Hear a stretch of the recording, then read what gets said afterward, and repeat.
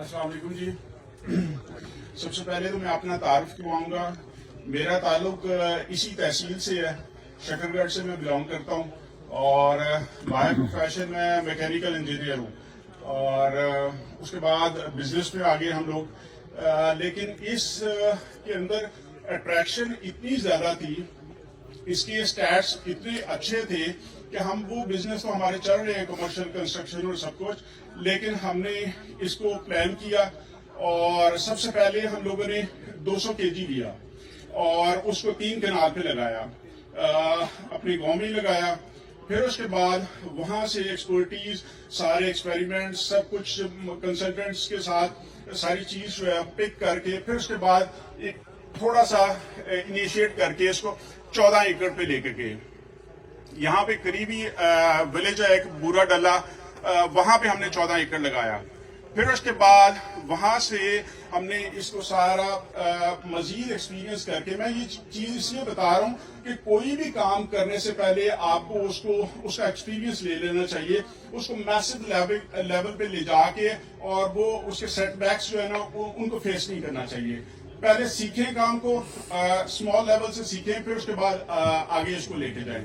14 एकड़ से इस साल अल्लाह का शुक्र है, अल्लाह ताला का खास फजल है, हमारे अंदर मेरे ख्याल से इतनी एबिलिटी क्वालिटी तो कोई नहीं थी, ये उसका करम है और उसे मांगते रहना चाहिए। इस साल हमने 75 एकड़ जो है ना जीवन कास्ट की है। नेक्स्ट ईयर हम प्लान कर रहे हैं कि इसको 200 एकड़ पे लेके जाएं। ये बातें मैं आपको इसलिए बता रहा हूं कि आप लोगों को कॉन्फिडेंस हो कि वाकई रियली ये एक बिजनेस है और इसके स्टैट्स बहुत अच्छे हैं और फार्मर्स को इसमें आना चाहिए। सॉरी टू से हमारे फार्मर्स जो कन्वेंशनल फार्मर्स हैं वो बड़े रिजिड हैं, उनको आप बात समझा नहीं सकते, उनको आप बता नहीं सकते। वो नस्लों से अगर 2 बोरी डीएपी डाल रहे हैं तो वो 2 बोरी ही इस नस्ल ने डालनी है, आप उसको 2.5 बोरी समझा नहीं सकते। लेकिन इस एक चीज से वो समझते हैं, जब किसी को करता हुआ और तरक्की करता देखते हैं तो फिर उनकी बात समझ में आती है। तो आपकी ही तहसील का आदमी या कंपनी जो है उसने पाकिस्तान का सबसे बड़ा फॉर्म, ये फॉर्म हमने जफरबाद में जो है ना एस्टैब्लिश की है और वहां पे क्योंकि फील्ड कटी, 3 रब्बे वहीं पे थे, तो हमने वहां पे जाके ये लगाया। थोड़ा सा मैं आपको, क्योंकि इसी तहसील से हूँ, अपना तारुफ करवा दूं। सियासी शख्सियत है चौधरी तारिक हनीस, वो मेरे खालू हैं, तो उसको मैनेज करना, उसके बारे में मैं आपको गाइड ये करूंगा कि 2 तरीके होते हैं बिजनेस करने के। एक होता है हिट एंड ट्राई, काम के अंदर कूद पड़े और मार खाएं, उस मार खाने से आहिस्ता आहिस्ता तजर्बा मिलेगा, फाइनेंशियल लॉस भी होगा और आहिस्ता आहिस्ता आप जो है ना अगर उस काम को नहीं छोड़ेंगे तो आप तरक्की करते जाएंगे, लेकिन फाइनेंशियल लॉस उसमें होगा। दूसरा तरीका होता है कि आप किसी भी बिजनेस को प्रोफेशनली करें। प्रोफेशनली करने का तरीका ये है कि आप प्रोफेशनल्स को हायर करें, उनको अपने साथ मिलाएं और उसमें आपकी सक्सेस जो है उसकी पॉसिबिलिटी बहुत बढ़ जाती है। हमने मैनेज कैसे किया, मेरे भाई ने ये क्वेश्चन किया, हमने मैनेज इसका किया है कि हमारे वहां पे एग्रोनॉमी की एक पूरी टीम है। हालांकि 3 साल में मुझे इतना तजर्बा हो गया था कि मैं बहुत अच्छी क्रॉप, लास्ट ईयर भी मैं आई कैन से दैट कि पाकिस्तान की बेस्ट क्रॉप मैंने 14 एकड़ में से ली थी, लेकिन मैं ओवर कॉन्फिडेंट हो जाता और खुद ही काम करता, ये तरीका नहीं है।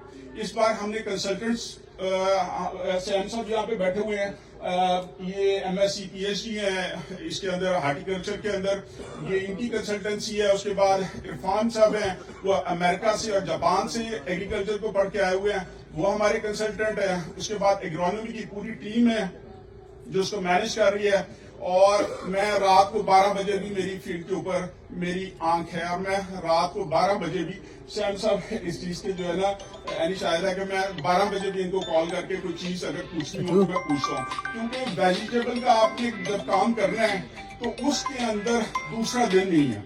आज बीमारी आई है तो आपने सुबह उसका स्प्रे करना है, ठीक है, उसके अंदर नेग्लिजेंस नहीं है। जो लोग सब्जी का काम करते हैं उनको इस चीज का अंदाजा होगा, तो इसको प्रोफेशनली करें। This is what I advise, और सबसे पहले स्मॉल स्केल से इसको जो है ना शुरू करें। تو اللہ تعالیٰ جو ہے اس کا فضل مانگے تو وہ رحمت کرتا ہے, اور یہ فضل یہ کراپ بہت اچھی ہے. Second thing which I advise کہ میرے بھائی نے کہا کہ اپنے ایگز جو ہے نا ایک بکٹ میں نہیں رکھنے چاہیے. بزنس میں اسکول آف تھاٹس ہیں, میرا اسکول آف تھاٹ یہ نہیں ہے.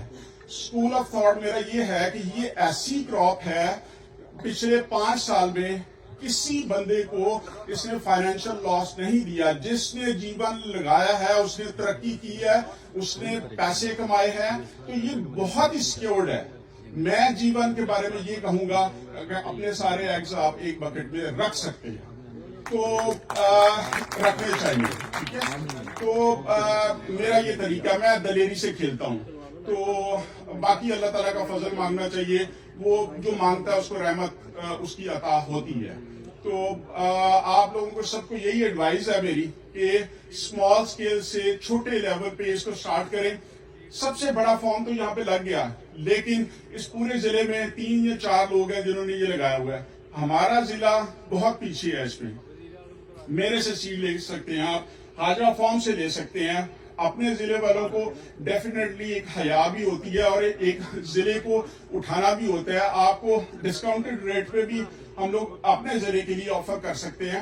تو یہی ایفرٹس ہیں جو ہم کر سکتے ہیں. یہ آرگنائز کیا ہے, لوگوں کو بلایا ہے, لوگوں کو جو ہے سمجھایا جا رہا ہے کہ یہ بہت پروفیٹیبل ہے.